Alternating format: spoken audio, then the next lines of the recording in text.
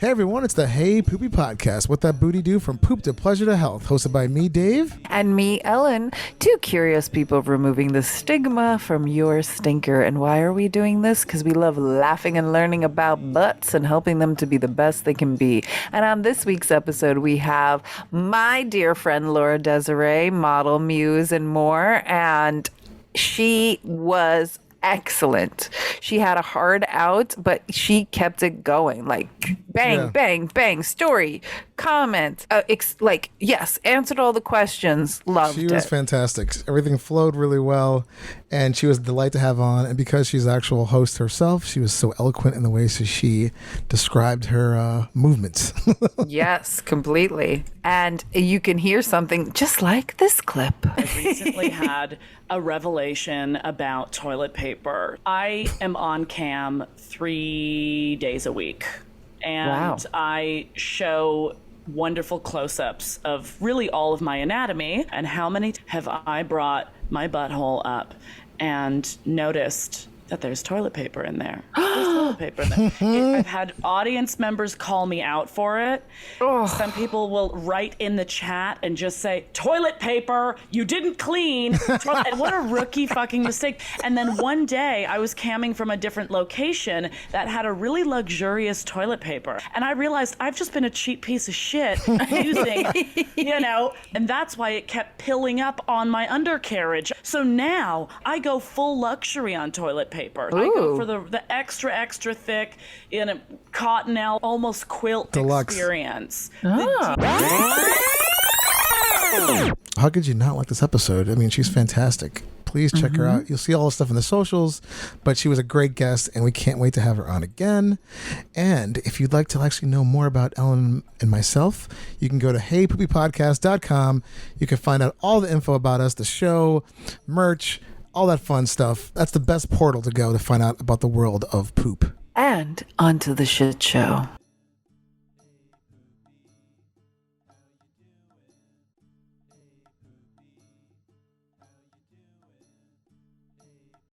Hey Poopy, how you doing? Hey Poopy, how you doing? I'm just, trying to find a place with like-minded people to talk about like-minded things about me, about poop and stuff.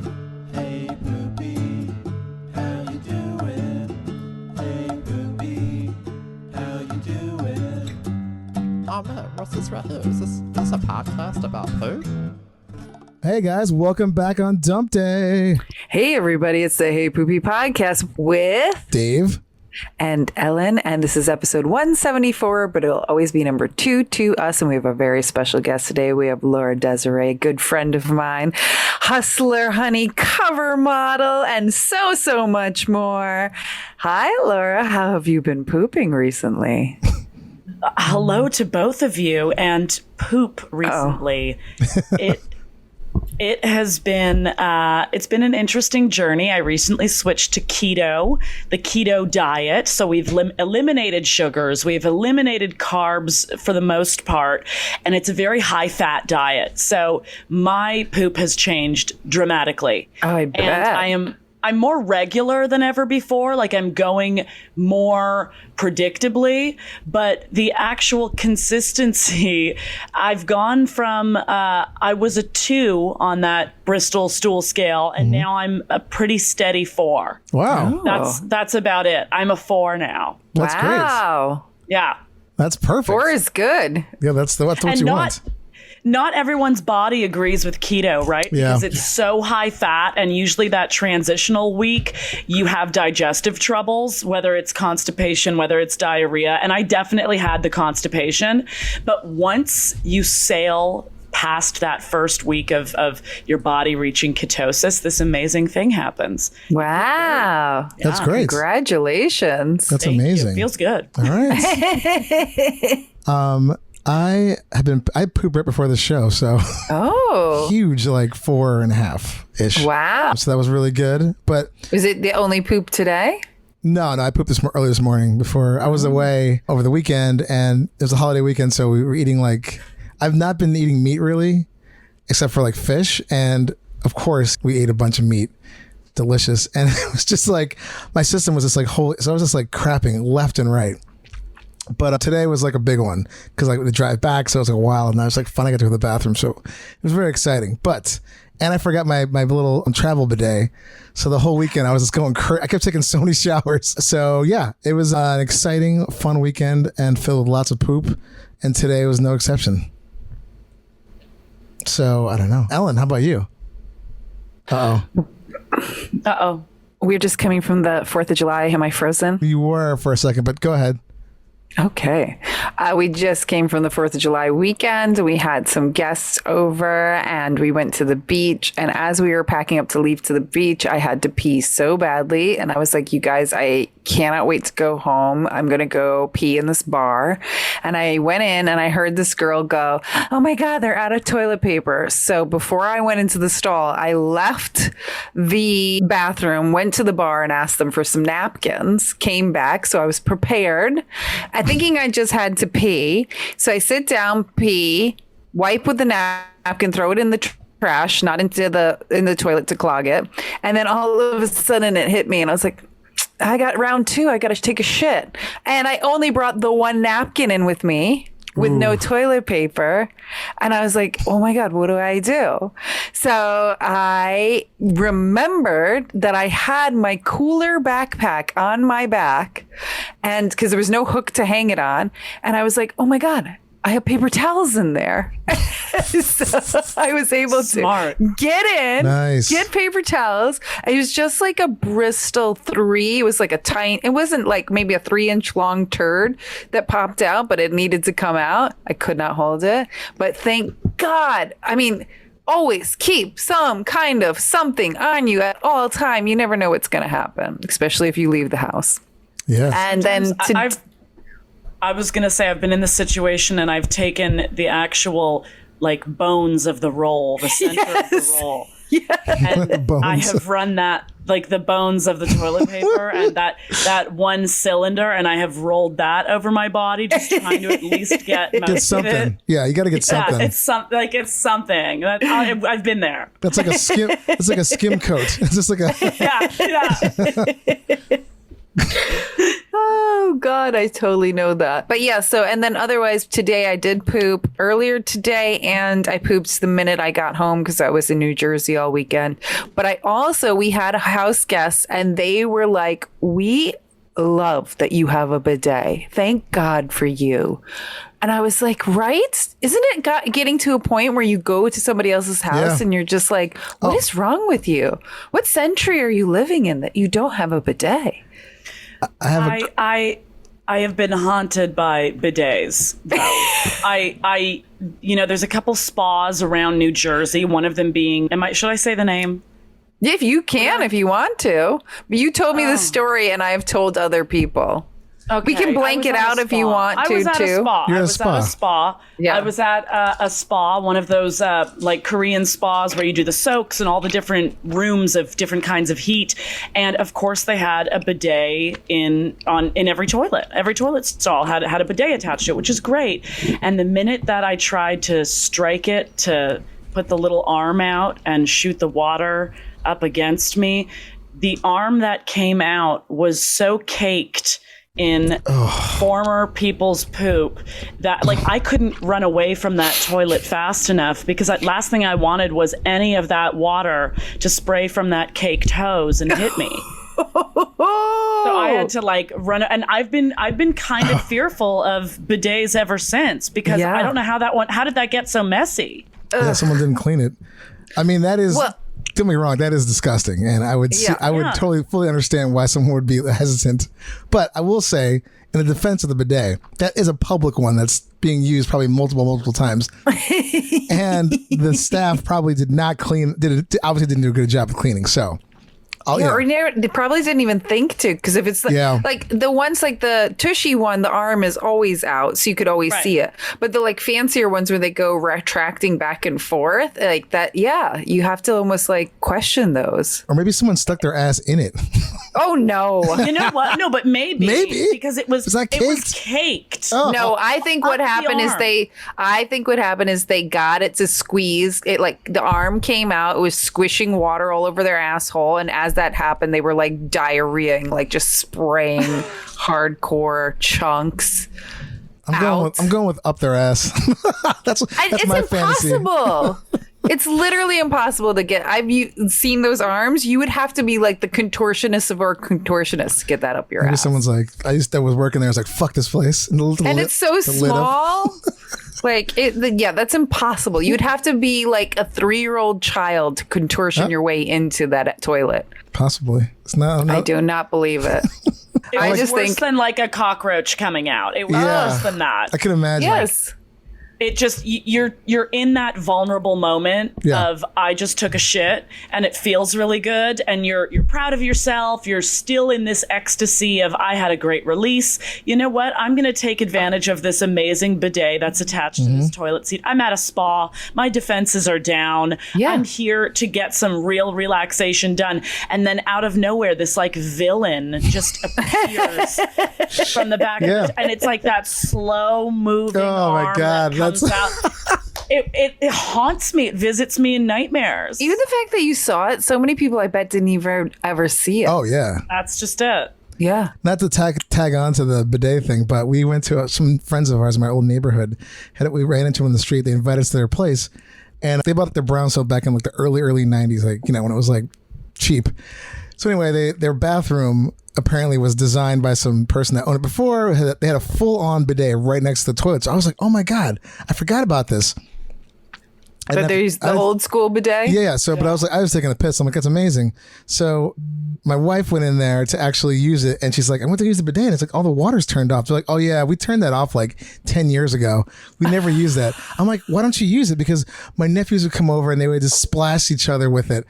And I'm like, that's not a reason to turn the water. I mean, you could turn it back on. They haven't used it in 10 years. Wow. I'm like, you're out of your mind. It's like brand new. It looks brand new. Well, yeah, it hasn't been used. Yeah, it's just like crazy. I'm like, you guys are out of you know what you're missing. Okay, and am I right or am I wrong to say that those old school bidets, functionality, you can sit on them forwards or backwards, right? Yeah, like I'm not totally. the only person, because like I've definitely finished having sex and sat on it where the water's coming at me and done a little bath, a little rinse me off. But I know that you can also sit the other way like a traditional toilet and have it focus solely on the butthole. Yeah. Those things are the best. They're versatile. Best. I miss those. Yeah. I miss those things. I love them when I find them in someone's bathroom. Completely. Yeah. So this person, my friends, I'm like, you guys gotta like get back on this. I'm like, it's insane. I'm like, why the fuck? So anyway, yeah, I thought that was insane, but okay, that's their choice. So, Laura, now that we've gone into how you've been pooping recently, we'd like to let the audience know a little bit about yourself. So what do you do besides your poo? Besides my poo, I have been an anchor and a producer on the legacy web series nakednews.com for the last 7 years. I've loved creating crazy content for them, naked around the world, everything from travel to love and sex to, yes, general international news headlines. I also have a podcast on Cam4, which is the website, the platform that I do all of my live streams on. My podcast is called Licked and Loaded. And yeah, I sell a lot of content, a lot of it being of my naked body, my sexual expression, and yes, my butthole. Yes. Butthole. Yes, I took pictures of your butthole for Taboo magazine when you were the cover. What was that, January, February issue? Yep. So everybody Lots of check butthole. that out. Very cool. Laura and I have collaborated a lot on some wonderful projects. And as I said before, she's on the cover of Hustler's anniversary issue that just came out. Nice. Yes, that I shot. Yeah, Nice. It's been an awesome legacy. Honestly, Ellen, it's been quite a ride collaborating with you, and especially the sexy stuff, especially the uncensored, the revealing. I mean, it's just a different experience to show your asshole to a camera held by Ellen Stagg versus anyone else in the business, you know? I love it. Mm-hmm. So Well, I love buttholes, and I want to know more, Laura, about yours. So do you have any fabulous stories to tell us here on Hey Poopy, or should we go into our regular questions? I've definitely had a dick miss my vagina. I've had a dick while in mid thrust miss my vagina and hammer full thrust into my asshole. Which is an incredibly unpleasant feeling, something that I will be able to access in my sensory memory bank for the rest of my life. Because regardless of how comfortable you are with anal play at all, it's different when it's unexpected and when you're perhaps, whether you're clenched or unclenched in the moment. It's just when you're getting, dicked down at a certain speed, at a certain velocity, and that thing comes out and just misses and just punches the shit out of your butthole. That is a different game. That's a different game. And that's when I learned a lot about a butthole and the resilience of a butthole, but also the reaction of a butthole that hath been knocked on too hard. Yes.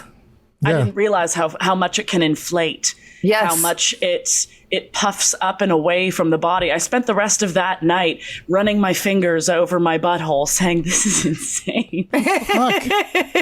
You need like a butthole bumper, like for your back of your car. Exactly. It was wild, but it was also very exciting and impressive to see how quick the body heals itself, like in that area in particular. Like it was, a day of it wasn't even a full day. It was like half a day of the inflated butthole. Then it became just the sore butthole, which lasted 2 days, and then it was fine. And then it was totally fine again. It was wild. Yeah. I remember when you told me about that when we hung out in person, and I told you, I was like, yeah, that's your hemorrhoids doing their job. They're basically the airbags to your butthole. Jesus. Totally. Yeah. And I'm grateful to have them. Are you kidding? Yeah. It's like an emergency brake on the elevator. It is. It's like those videos of crash test dummies hitting walls. Like that's totally like what happened against my butthole, except there was entry. And it was like, whoa. I mean, anybody can relate to that. Anything going in your ass. I am sorry to laugh at your pain, but I laugh at it now. Yeah, the crash test dummies reference is very funny and a great visual. Yeah, exactly. Like that slow-mo poosh. That's what happened right up against the walls of my butthole. Yeah. Oh, poor butthole. Yeah, that sucks. That sucks. Did it hurt to poop after that? Like, was your body like, hey, we're just going to be constipated for a couple days? I had pooped that day. And like pretty close to the incident itself. So thankfully, I didn't have an immediate urgency. By the next morning, I knew I had to do, I had a movement ready to rock. And I was very calm about it. I was very calm. And I was really hydrated at the time. Oh, that's very good. I was lucky that I wasn't in a state where I had to push. If I had to push, I would have fucked up my situation even more. But I didn't. It was it worked with me.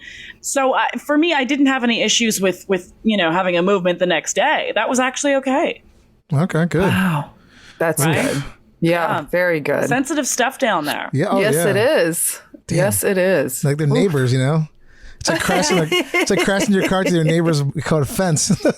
Yeah, you're like, exactly. Oh my God. Like they're so close. Yeah, they are so close. You're like, there's a car goes right to your living room. You're like, what the fuck? That's what it felt like. Oh my goodness. Hell yeah. Do you have any other fun stories to bring to us? I have ones that I would not be able to give names of. Yeah, you can. They can stay anonymous. Yeah.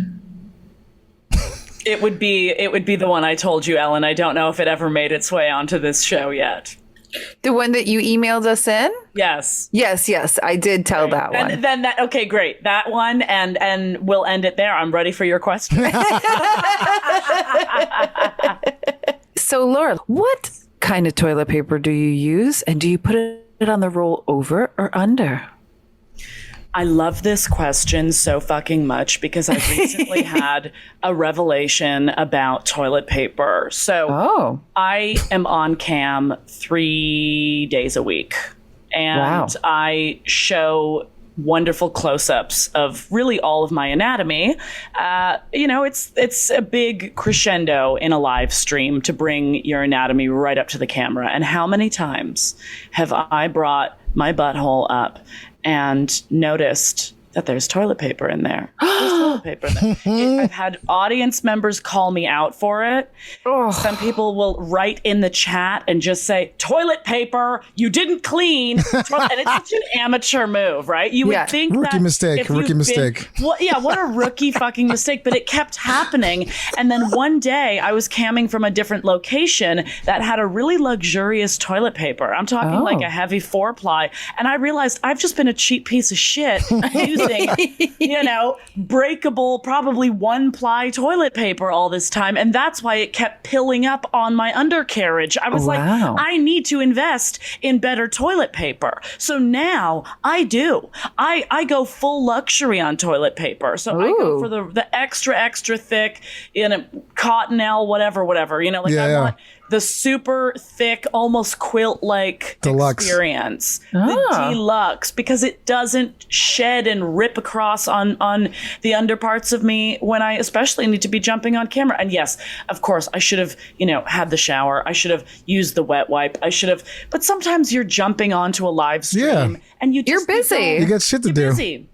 Literally. Yeah. Literally. So I've been caught so many times by my viewers having toilet paper remnants. You get a little down TP. there, We call them the TP crumbles. That's it. TP They're like crumbles. TP crumbles. But as for the roll itself, you need to roll. The flap needs to be sitting on top. Okay. Yes. I think over. It's fucked up. I think it's fucked up if it's under. That is weird to me.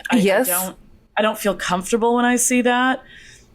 How do you? It's a very heated debate. Very heated. But why? Why does anyone believe in the under roll? That's just not the under. Dave? The under Well, I like, again, for the sake of this show, I'll be the voice of reason. So basically, I like the way it looks better. One, and then sometimes when I hit it when it's over, the whole thing comes cascading down to the floor. Otherwise, I found that when I hit it, if I just bump into it by accident, it's harder for it to cascade out both on the bottom. Secondly, at the time we had 2 kittens, and they were like fucking with the toilet paper. It was a little harder for them to deal with it going the other way.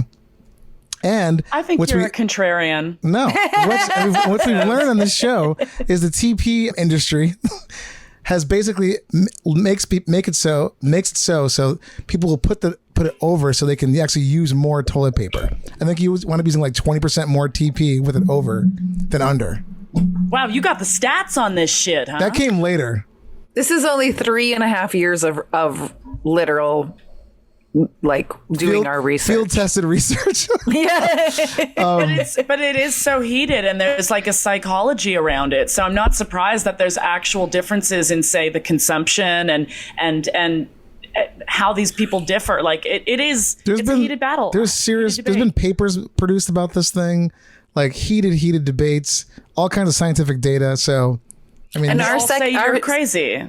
Our second episode of all time, we totally did a bunch of research about it. And there's social economic, there's age differences, sexes are different too. Men, women, like over versus under. It's a very hot. And there are people who are very staunch in their thing. And if they see it any other way, they will flip. I used to flip other people's rolls over. It seems like a very softball question. It is not. Yes, the over people are like the GOP, basically. flipping over rolls. No, actually, the GOP is in the minority. They just know how to cheat the system. So actually, if the majority of everybody likes it over, it's actually the Dems. No. Thank you. I think you're wrong on that one. No, it is. You have the people who go, see, my thing is again, if you're flipping it over, Like, what kind of that level of just complete narcissism? And but we've had tons of people on the show who are like, I fixed my friend's roll because they had it under, or I've had my significant other put it under, and I was like, what is wrong with you? It's always over. Or even somebody was like, I must have changed it in the middle of the night because I live alone and I put it under, and I don't know what's wrong with myself. There's something in the psychology of the people that love it over so much, and this heated thing like, it must be over. You're rigid. But then we've had people on the show who are like, when they're under, they say the same thing. They're like, ew, how could anybody go over? I would argue the majority of people that do over are the ones that do the flipping. The majority of them. I'm not saying the people that do under don't do that. I think it's more the other way. I think people that actually flip it over, when they see it under, that's a larger majority. And again, because there's a smaller majority of under people. Yeah. So, see, hot button questions. So, Laura, we also have to ask, do you sit or stand when you wipe after you poo? I'm like a halfway. I do a hover because I don't ever want to stand all the way up to my feet too quickly, but I also don't like the idea of wiping while I'm kind of seated. I don't want to interact with the toilet seat. So I actually come up to a little squat position and I hold that. Yeah. And I hold that. Working out the thigh muscles while you wipe? Yeah. But I'm still like ass over the toilet bowl. Yes. That is for sure. I don't ever want to come to a full stand because I like it that if I'm in that hovering squat, my ass naturally spreads. So it just keeps everything very open and available for me to wipe. Yes. So yeah, I'm always like, I hover. That's my move. Even at home too? Oh yeah, definitely. Okay. It's just like routine. Once I'm done the business and I reach for the toilet paper, my body kind of lurches forward and it just automatically goes into this hover. It's like a 90 degree. Yeah. And I hold that and then I go for the wipe. It's amazing, actually. Cool. It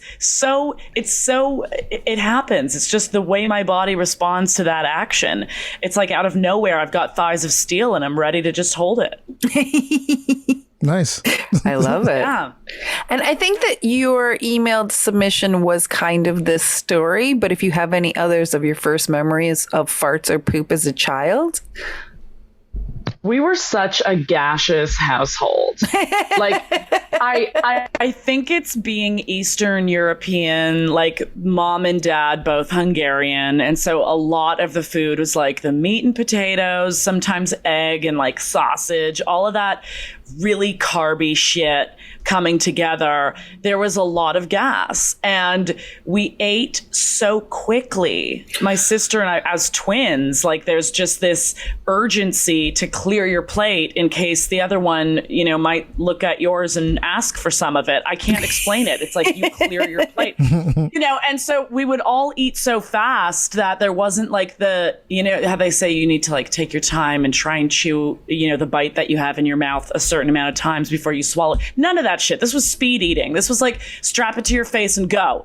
So I remember being very farty very early on.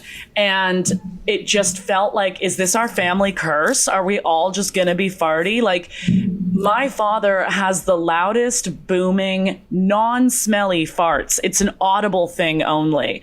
And they are so loud that they would shake the house. Like, I remember distinctly at night when the house would be completely quiet. I'd be in my room, my sister would be in her room, my dad would be in the bedroom.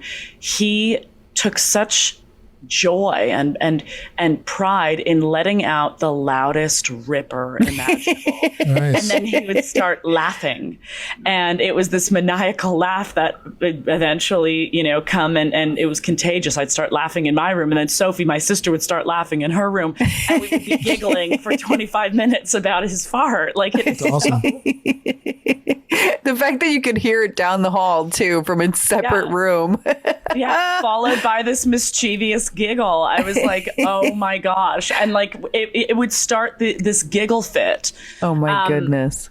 And I've learned to like change my diet a little bit. I've tried so many different diets over the years, like cutting out gluten or going vegan or going raw. And there's some that definitely lend to a gassier microbiome. Like a raw diet was not great for me. That I bet. Yeah, I'm sure. Yeah, that just, it lifted my whole abdomen to this level. That was like a sky dome of fart just waiting to, spontaneously combust at all times. So that was not for me. But actually, the diet I'm on right now has been incredible. This keto shit has been incredible for controlling gas in the body. Like I'm like blown away by it. Mind you, if I were to have some sugar right now, because I experimented with this, I had some sugar in Los Angeles a couple of weeks ago while I was also in my keto thing, and it was unstoppable. Whoa.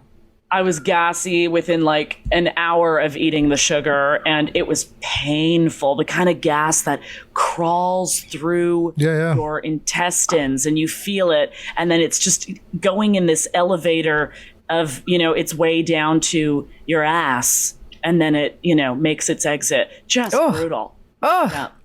You can feel every twist and turn of your gut. Yes, that's it. That's it. Yeah. Those are so painful. We used to do this paleo challenge at my old gym.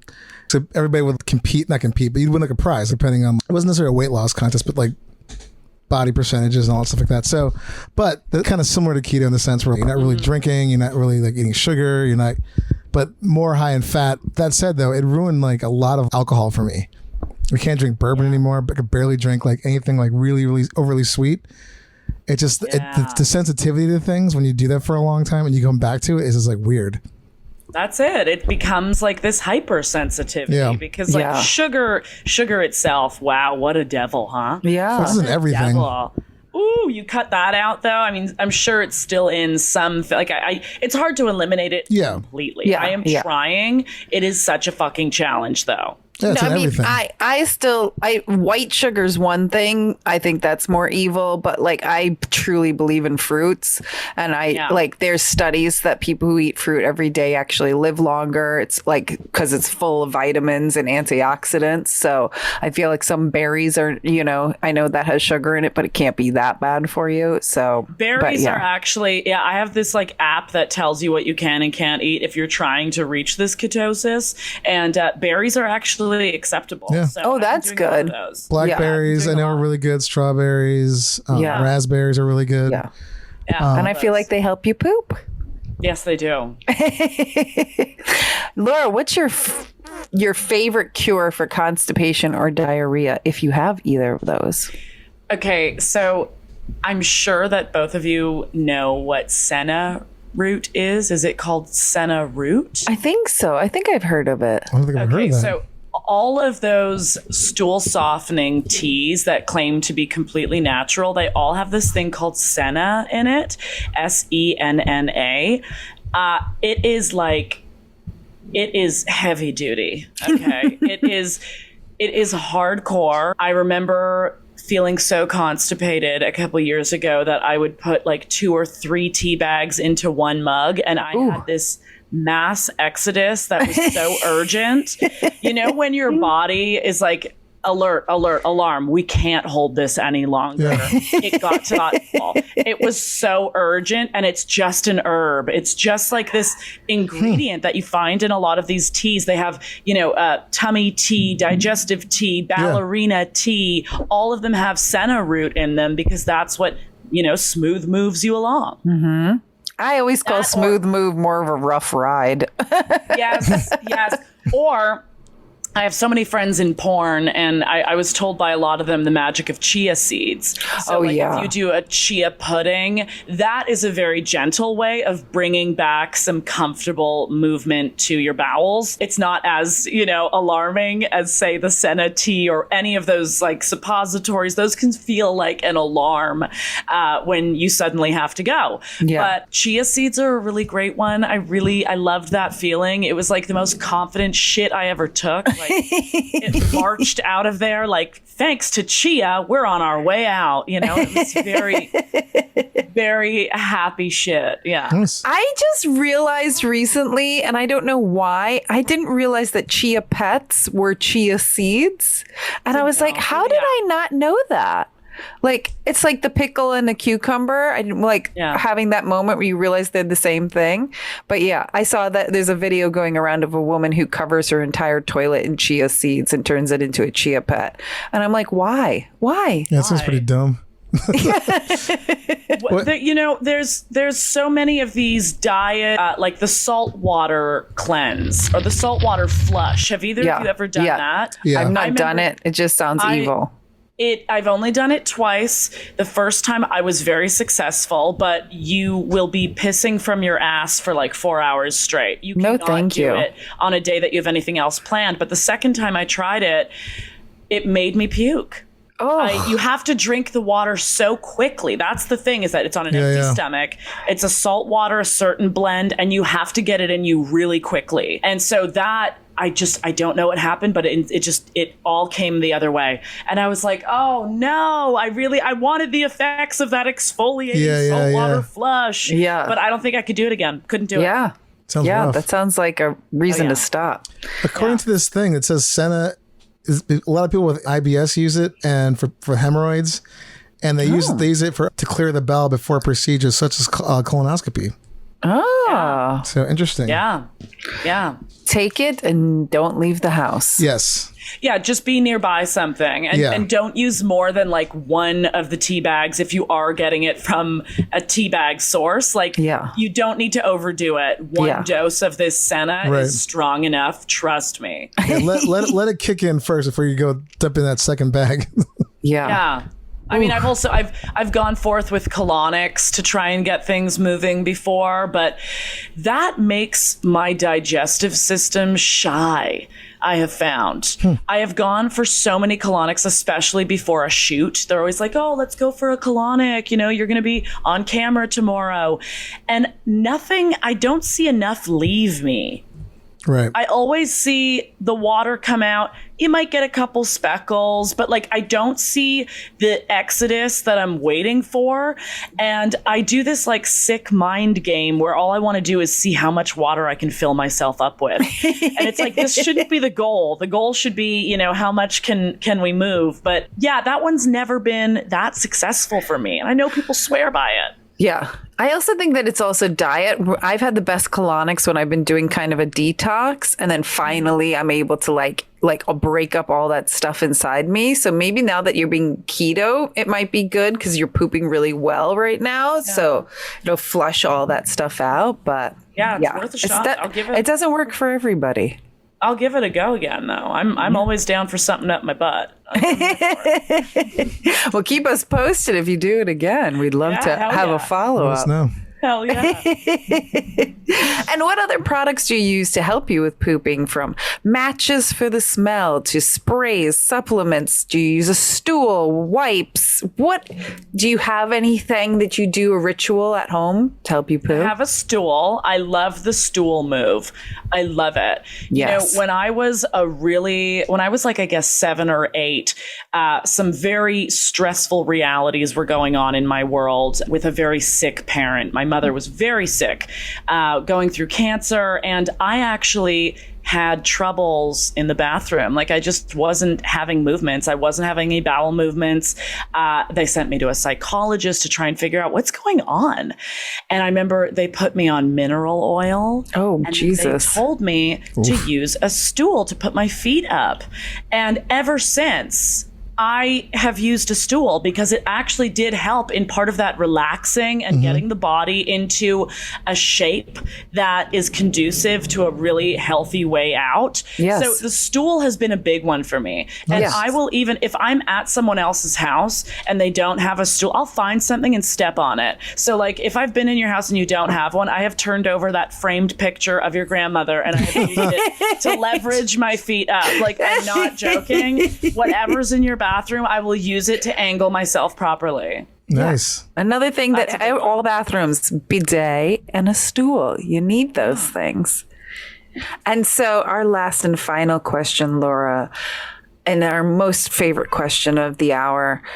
In an emergency, Bristol 7 is coming out and there's zero toilet in sight. Are you going to poop in your pants or go somewhere on the floor? It's pants versus floor. This happened to me last year when I got the stomach flu, and it was biblical. It was in my pants for 3 days straight. Like I just could not. It was like I had never experienced my own, bowels before. I had this stomach bug that was so intense, and it was only on the lower half of me. I wasn't throwing up. I just could not have a healthy movement. It was just constant, straight liquid coming out my butt. And it was 3 days of a lot of that. But every time as your body's like getting ready to maybe pass gas, it's not. It would constantly, I shit myself probably 25 times those 3 days. I could not stop doing it. And, when you're sick, and I live alone, there was no one else to take care of me. What a sad portrait I'm painting. No one's going to sign up for any of my content. Yeah, right? Well, hey, we just found this website in Europe I think it's called like Poop Box or something. I can't remember. No, shit, what the hell was it called now? Yeah, you're right. It's Brittany Andrews told us about us. Next time that happens, we have a place for you to go. It got so bad that I called One Medical here in New York, and I'm like, what do I do? And they said to me, you need to stop eating entirely, just liquids until your body stops trying to have a bowel movement. Yeah. Wow. Because basically anything I would eat would immediately turn into that. And so they were like, you need to wait until that stops. And it means starving it out, and it sucks. But we got over it, but that was like next level shit. That was a kind of hell that I don't wish on my worst enemy. Like it was so crazy. And just, being a fucking grown up and shitting yourself that many days in a row, it feels awful. Yeah. Yes. Agreed. Terrifying. Yeah. And you were in your apartment, so you were kind of close to a toilet, but it was just sickness that you couldn't control. I couldn't get there in time. Yeah. Could not get there in time. So would I do it in the pants or on the floor? You know what? I have made peace within the pants. I know exactly. I know how that feels. I know how to build back my self-respect and self-image. I can build myself back from an experience like that. So I'm taking the pants any day, honey. Wow. That's impressive. Dave and I have both been there and recently. So yes, we agree with you. We all want to say floor, but we sometimes just do not get that option. What was that? What was that? I don't know. Is there an earthquake in here maybe? It's pretty major. Nuts. It's pretty major. Laura, do you have anything else to bring to the show that's butt, poop, fart, or anything else fun like that related before we go into shitty choices? No, just my message of how important it is as a test of your health, as a way to begin systems, and of course to everyone that as I've been on a journey learning about my emotions and my mental space, your mental headspace can also impact your shit. Quite literally, it can impact your shit. So factor that in when you're asking yourself, why am I not regular? Ask yourself if you're happy. Completely. Yeah, we talk about that all the time on this show. The gut is the second brain. It's where your emotions are stored. You think it's your heart. It's not. Every anxiety is totally expressed in the gut. So I completely agree. Right. Yes. Mm-hmm. All right. Well, let's go into a little game since we have a limited amount of time left. Here we go. One. Shitty choices. So today's choices, you get swim in a river of shit or swim in a river of blood. Oy. Oh. I was going to say cum, but then I think blood was like a little grosser.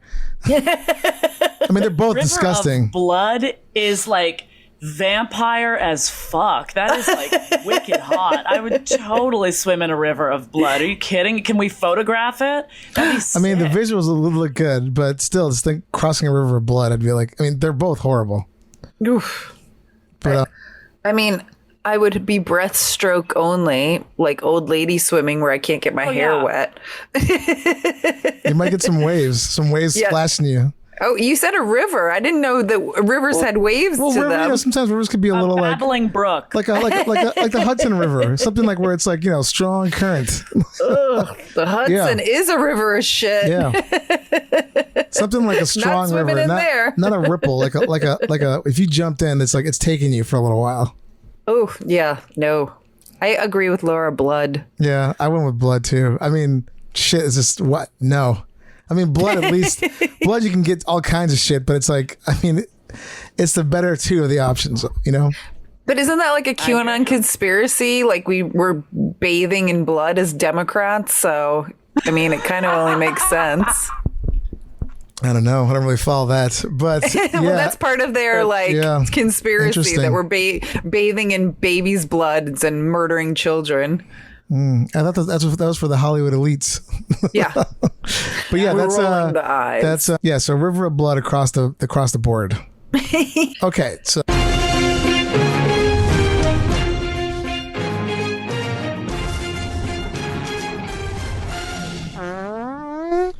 Okay, so Laura had an appointment, so we're going to do this news, just the two of us. So basically, it's like she's here, but she's here in spirit. Yes. Dave, you're going to put her plugs in at the very end, or? Yeah, of course, yeah. Let's going to chop so this if up. it sounds weird to the audience, yeah. Like all of a sudden Laura disappeared. Dave explained why. Yes. But she's back for her plugs. Yes. So this took place in Long Island. Mom's Gone Wild. Drug-filled high school dance ends with poopy surprise. So this was reported by Mara Siegler for the New York Post in their poop section. And apparently things got pretty heated at some high school dance. Just call it a hammered high. Page 6 here's that a dance thrown by a well-to-do high school in a posh Long Island enclave got out of hand when a group of moms went wild. One of the moms actually shit on the floor while another mom made out with a senior. Jesus. There was a private mom's Facebook group post, apparently this was on, and people were like just basically saying it was a really nice evening until some moms decided to act like absolute pigs and get stupid drunk, poop on the floor, do drugs in the bathroom, sneak in alcohol, and dance inappropriately, end quote. So yeah, I mean, the Post did not see this, but they did have some reliable sources apparently that saw this go down at the dance. Oof. And they were saying basically the moms had zero shame. Jesus. I'm assuming they were wasted. Oh, yeah. They were doing drugs in the bathroom. I didn't say what drugs, but I can imagine it's cocaine or Molly or something insane. But this is like a high school dance. So these kids are like, and one mom was making out with one of the seniors, which is hilarious. Isn't that not illegal? Something just seems wrong about it. It does, right? It's pretty fucked up. Probably people look at it differently, I'm sure, if it's a woman kissing a boy, but still, it's fucked up.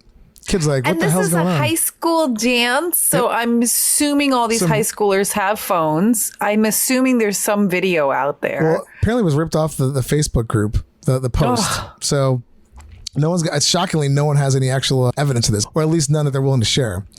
So a rep for the venue, because it was at a venue, it was a high school dance, but it was at a venue, because again, it's like a posh, rich neighborhood in Long Island. A rep from the venue told us it's very disturbing when rumors snowball.